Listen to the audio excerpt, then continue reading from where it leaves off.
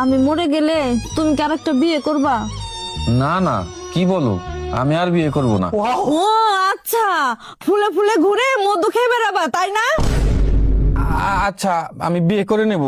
সে তো করবেই, আমার মরার অপেক্ষা করে তো তুমি আসো। না না গো, আমি তোমাকে কিছুতেই মরতে দেব না। হ্যাঁ আমি জানি তো, আমি বিছানায় অসুস্থ হয়ে পড়ে থাকবো আর তুমি বাইরে মেয়ে নিয়ে ফুর্তি করে বেড়াবা।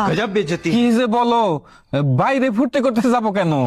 আচ্ছা তার মানে ঘরে এনে ফুর্তি করবা? আচ্ছা মুশকিল তো, ঘরে আনতে যাব কেন? মানে তার ঘরে যা ফুর্তি করবা? কে সেই রমণী? পাশের বাড়ির ভাবি? আমি মনে হয় বুঝি না। আরে ধুর, উনি তো বয়সে আমার অনেক বড়।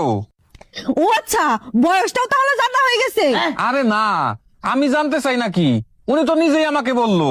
কবে বললো? তুমি ওর বাড়িতে গেছিলা তাই না? আরে না, ওনার ফোনটা হ্যাং করছিল, ভাইয়া বাসায় ছিল না, তাই আমাকে একটু ডাকছিল।